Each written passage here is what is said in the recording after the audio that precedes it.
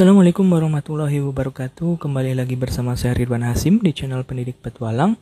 Di video kali ini saya akan membahas tentang kompetensi manajerial soal PPK 2021 dengan lengkap beserta tips, trik, dan strategi menjawabnya dengan cerdas sehingga mendapatkan jawaban yang paling benar.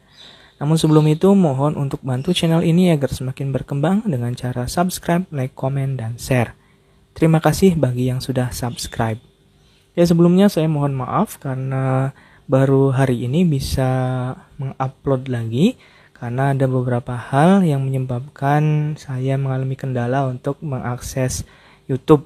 Ya, salah satunya karena kendala teknis, laptop ada masalah. Oke, jadi mohon doanya agar saya selalu diberikan kesehatan, juga kelancaran dalam membuat setiap video untuk kawan-kawan sekalian sehingga memberikan keberkahan untuk semuanya, terutama bagi kawan-kawan yang akan mengikuti tes CPNS maupun P3K tahun 2021. Oke, kita langsung ke soal. Saya ditugaskan untuk memimpin tim kerja dengan batas yang sangat ketat. Anggota tim kerja memperlihatkan sikap tidak peduli dengan tugas yang diemban. Sikap saya adalah A. Bekerja sendiri yang penting tugas selesai. B. Mengancam mengeluarkan anggota yang tidak serius dari tim kerja. C. Melaporkan mereka pada pimpinan agar diberi sanksi. D. Membagi tugas secara adil dan memotivasi anggota untuk menyelesaikannya. E. Menasehati mereka agar sadar akan penyelesaian tugas yang diembannya. Untuk kompetensi manajerial, kita harus paham dulu soal itu menanyakan tentang apakah status kita sebagai atasan atau bawahan. Nah, di soal ini kita di sini dijelaskan bahwa ditugaskan untuk memimpin. Berarti kita menjadi seorang atasan ya, leader atau ya. Jadi seorang leader tentu yang terbaik jawabannya adalah yang D. Membagi tugas secara adil dan memotivasi anggota untuk menyelesaikannya. Bagaimanapun juga seorang pemimpin itu harus bisa memberikan tugas secara adil dan tentu bisa memotivasi anggota kelompoknya untuk dapat menyelesaikan tugas dengan maksimal dan sebaik-baiknya. Sehingga jawabannya adalah yang D. Membagi tugas secara adil dan memotivasi anggota untuk menyelesaikannya. Oke, di kalimat kedua di sini ya dikatakan bahwa anggota tim kerja memperlihatkan sikap tidak peduli dengan tugas yang diemban. Maka sebagai pemimpin di sini kan jelas ya, dibagi tugas secara adil. Tujuannya adalah tentu ketika anggota tim itu tidak peduli dengan tugas yang diemban, mungkin salah satunya adalah karena tugas yang diberikan tidak sesuai dengan kemampuan yang dimiliki oleh setiap anggota, sehingga diperlukan pembagian tugas secara adil. Dan tentu ketika mereka memperlihatkan sikap tidak peduli, yang kedua adalah kita harus memotivasi anggota agar dapat menyelesaikan tugasnya dengan baik, tentu dengan fokus juga. Sementara A, ini bekerja sendiri yang penting tugas selesai. Ini bukan seorang leader, yang ditanyakan adalah seorang pemimpin. Kemudian yang B, mengancam mengeluarkan anggota yang tidak serius dari tim kerja, ini juga bukan solusi. Ya, solusi yang tepat maksudnya. Yang C, melaporkan mereka pada pimpinan, sementara kita sendiri adalah seorang pemimpin. Nah, jadi kurang tepat. Kemudian yang E, menasihati mereka agar sadar akan penyelesaian tugas yang diembannya, ini juga kurang memenuhi karena hanya menasihati saja. Dan yang paling tepat tentu selain memberikan tugas secara adil, juga memotivasi anggota untuk menyelesaikannya. Anda diminta oleh direktur perusahaan untuk menjadi ketua sekaligus penanggung jawab sebuah tim di kantor. Padahal Anda merasa belum pantas sebab masih ada manajer yang dianggap lebih mampu. Sikap yang harus Anda lakukan adalah A. Menolak permintaan direktur tersebut. B. Mempertimbangkan permintaan tersebut dan minta saran atau masukan dari manajer Anda. C. Menerima permintaan tersebut dengan senang hati. D. Menolak permintaan dan mengusulkan manajer Anda saja kepada direktur. E. Menerima tawaran tersebut agar Anda bisa naik jabatan sejajar dengan manajer Anda. Oke, di sini yang harus dipahami adalah ketika kita diberikan kesempatan untuk bisa memiliki jenjang karir yang lebih baik, maka kita harus siap untuk menerimanya. Nah, itu sesuai dengan prinsip ASN ya, aparatur sipil negara, yang siap untuk berkembang dan mengupgrade kemampuannya. Nah, di mana yang menunjukkan itu? Jawabannya yang B. Mempertimbangkan permintaan tersebut dan minta saran masukan dari manajer Anda. Jadi bukan hanya mempertimbangkan ya, dalam hal ini adalah untuk menjadi ketua, tapi juga meminta masukan atau saran kepada manajer. Jadi ini yang paling sesuai. Sementara yang A menolak, ini tidak sesuai dengan prinsip ASN untuk terus bisa maju. Kemudian C menerima permintaan dengan senang hati, ini hanya menerima saja tanpa ada pemikiran lebih lanjut ya. Nah ini yang paling tepat sebenarnya, karena bukan hanya mempertimbangkan, tapi juga meminta saran masukan agar tentu lebih baik lagi. Kemudian yang D, yang keliru ini menolak permintaan. Nah ini tidak sejalan dengan prinsip kerja ASN. Kemudian E menerima tawaran tersebut agar Anda bisa naik jabatan, ini pamrih ya, sehingga tidak sesuai. Jadi jawaban yang tepat adalah yang B, mempertimbangkan permintaan tersebut dan minta saran atau masukan dari manajer Anda. Seorang staf HRD di sebuah instansi menawarkan kepada Anda bahwa Anda bisa diterima sebagai karyawan di perusahaan tersebut. Namun Anda dimintai sejumlah dana agar proses tersebut berjalan lancar. Sikap Anda adalah A. Memberikan dana tersebut asal Anda bisa bekerja di perusahaan itu. B. Menolak tawaran itu dan mencoba melamar dengan cara yang baik atau ikut seleksi. C. Mempertimbangkan tawaran itu. D. Melaporkan ulah HRD itu kepada pimpinan perusahaan. E. Menerima tawaran itu, toh tidak ada orang yang tahu. Ini sebenarnya prinsip integritas dan kejujuran ya, yang harus dimiliki oleh seorang ASN, baik itu PNS maupun P3K. Yang paling tepat adalah yang menunjukkan adanya integritas dan prinsip kejujuran adalah yang ini, yang B. Menolak tawaran itu dan mencoba melamar dengan cara yang baik atau ikut seleksi. Nah ini kawan-kawan juga yang dialami kawan-kawan sekalian kan ini ya, mengikuti seleksi. Dalam hal ini adalah P3K tahun 2021. Sehingga jawabannya tentu yang B, menolak tawaran itu dan mencoba melamar dengan cara yang baik atau ikut seleksi. Perhatikan tujuan dari fungsi-fungsi manajemen berikut. 1. Mengetahui jalannya program. 2. Mengetahui hasil pekerjaan. 3. Memberikan motivasi kerja. 4. Membagi pekerjaan. 5. Mengembangkan kemampuan dan keterampilan pegawai. 6. Memperbaiki kesalahan yang dilakukan pegawai. Berdasarkan uraian di atas, yang termasuk tujuan dari fungsi manajemen controlling ditunjukkan oleh nomor A126, B123, C234, D124, E456. Oke, yang harus menjadi fokus dari kawan-kawan adalah fungsi manajemen controlling. Ya, jadi kalau yang ditanyakan adalah controlling, tentu adalah yang mengontrol.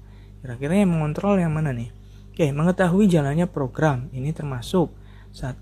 Mengetahui hasil pekerjaan, ini juga termasuk controlling. Yang lainnya ini tidak 6 ya, memperbaiki kesalahan yang dilakukan pegawai, ini tentu adalah controlling, sehingga jawabannya adalah yang A, 1, 2, dan 6. Kemampuan yang harus dimiliki oleh manajemen tingkat menengah adalah A. Kemampuan personalia, teknis dan konseptual di bawah lower management. B. Kemampuan teknis melebihi lower management. C. Teknis melebihi lower management dan top management dan tidak ada keterampilan manusiawi. D. Konseptual melebihi lower management dan menekankan pada keterampilan manusiawi. E. Konseptual melebihi top management. Yang ditanyakan adalah manajemen tingkat menengah. Ya, untuk manajemen tingkat menengah jawabannya adalah ini. Teknis melebihi lower management. Lower itu maksudnya yang manajemen tingkat bawah ya. Dan top management. Jadi ada di tengah-tengah. Kemudian tidak ada keterampilan manusiawi. Oke, jawabannya yang C. Sebuah organisasi sedang mengalami permasalahan internal seputar manajemen keuangan, kerugian atau defisit yang cukup besar. Pendapat saya terhadap kondisi ini adalah A. Saya akan menjaga kerahasiaan permasalahan yang terjadi dan tidak ingin ikut campur masalah keuangan. B. Seharusnya pimpinan puncak dapat menindak tegas yang terlibat dalam masalah ini. C. Tidak mempersoalkan masalah tersebut karena bukan bagian tugas saya. D. pastikan bahwa kepala keuangan bertanggung jawab penuh terhadap masalah ini. E. Perlu menjelaskan permasalahan kondisi keuangan perusahaan pada seluruh jajaran organisasi agar dapat mengevaluasi kembali rencana pembelanjaan. Oke, yang menjadi masalah adalah permasalahan internal seputar manajemen keuangan. Maka jawabannya adalah yang A. Saya akan menjaga kerahasiaan permasalahan yang terjadi dan tidak ingin ikut campur masalah keuangan. Mengapa? Karena yang terjadi adalah di internal keuangan. Tapi di satu sisi kita mengetahui bahwa di situ terdapat masalah. Jadi yang harus kita lakukan adalah menjaga kerahasiaan masalah tersebut dari orang-orang luar. Sehingga jawabannya adalah yang A, ya. Dan prinsip untuk PSN sendiri, PNS ya maksud saya, adalah menjaga kerahasiaan negara. Makanya untuk beberapa jabatan fungsional ya, struktural maksud saya, jabatan struktural di P3K itu tetap dipegang oleh PNS nantinya. Nah, itu menunjukkan tentang pentingnya kerahasiaan. Jadi ini juga menunjukkan bahwa adanya prinsip menjaga rahasia itu dibutuhkan oleh seorang pegawai pemerintah, ASN baik itu P3K maupun PNS. Jadi jawabannya yang A. Saat Anda sampai kantor, atasan Anda tengah memarahi staf Anda. Apa yang Anda lakukan? A. Menanyakan permasalahan kepada bawahan. B. Menemui atasan Anda untuk mengetahui permasalahan. C. Mempertemukan atasan dan staf Anda dalam sebuah pertemuan. D. Mencari tahu permasalahan dan menemukan siapa yang salah dan benar di antara kedua belah pihak. E. Mencari tahu permasalahan dan menentukan siapa dan hukuman apa yang pas dilakukan. Oke, di sini adalah atasan kita ya memarahi staf Anda, marahi staf kita yang dipimpin kita. Maka yang paling penting dilakukan kita adalah, karena mungkin ini adalah kita sebagai tadi ya manajemen kelas tengah di antara bawahan dan atasan, maka kita harus menemui, yang paling penting adalah menemui atasan Anda untuk mengetahui permasalahan apa yang terjadi. Jadi ini jawabannya yang B. Kalau yang A, menanyakan permasalahan kepada bawahan, ini bukan merupakan solusi yang tepat karena yang menjadi objek dari permasalahan adalah bawahan. Sehingga dimungkinkan kalau nanti mencari tahu dari bawahan adalah pembenaran saja. Yang C, mempertemukan antara staf dan atasan, ini tidak mungkin karena posisi kita adalah di bawah atasan. Ya, jadi tidak etis. Kemudian yang D, mencari tahu permasalahan dan menentukan siapa yang salah dan benar, ini bukan kewenangan kita karena sudah jelas atasan marah. E, mencari tahu permasalahan dan menentukan siapa dan hukuman apa yang pas dilakukan, ini juga tidak mungkin karena kita sebagai bawahan dari atasan kita ya, meskipun kita juga memiliki dalam hal ini memiliki staff. Jadi yang paling tepat adalah ini menemui atasan untuk mengetahui permasalahan, atau istilahnya adalah tabayun ya dalam Islam. Pada saat Anda sedang mengerjakan sebuah pekerjaan penting, tiba-tiba Anda menemukan sebuah kejanggalan pada sistem informasi yang Anda gunakan dan bisa berakibat bocornya data perusahaan ke publik. Bagaimana sikap Anda? A. Menyuruh semua rekan kerja untuk menghentikan penggunaan sistem itu. B. Saat itu juga Anda menghentikan sistem itu juga. C. Melaporkan kepada atasan apakah harus menghentikan penggunaan sistem itu. D. Menyelesaikan pekerjaan penting tersebut lebih dulu, kemudian menghentikan penggunaan sistem itu. E. Menyelesaikan pekerjaan penting tersebut lebih dulu, kemudian melaporkan ke atasan tentang masalah pada sistem itu.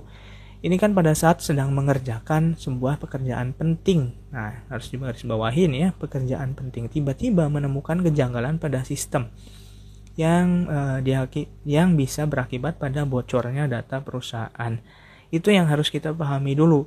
Maka untuk soal seperti ini jawabannya adalah tentu yang D ya, menyelesaikan pekerjaan penting tersebut lebih dulu kemudian menghentikan penggunaan sistem. Karena di sini kan pekerjaan penting ya, dan ini baru kejanggalan. Ya, baru kejanggalan belum menunjukkan adanya tanda bahwa itu sudah bocor, sehingga tidak apa-apa diselesaikan terlebih dahulu kemudian menghentikan sistem yang sedang berjalan itu. Sehingga jawabannya adalah yang D, menyelesaikan pekerjaan penting tersebut lebih dulu kemudian menghentikan penggunaan sistem itu. Ini yang paling efektif ya jawabannya, ketimbang yang E, misalkan menyelesaikan pekerjaan penting tersebut lebih dulu kemudian melaporkan ke atasan tentang masalah itu. Kalau menyelesaikan, kemudian kita melaporkan, berarti ada jeda waktu yang memungkinkan informasi itu langsung bocor. Tapi ketika kita langsung menghentikan penggunaan sistem itu, maka otomatis itu akan tertutup kan. Jadi jawabannya yang jelas yang D. Oke, mohon maaf atas segala kekurangannya. Tidak ada balasan kebaikan kecuali kebaikan pula. Quran Surat Ar-Rahman. Jadi kawan-kawan silahkan bagi yang merasa bermanfaat, tolong bantu channel ini agar semakin berkembang. Akhir kata, wassalamualaikum warahmatullahi wabarakatuh.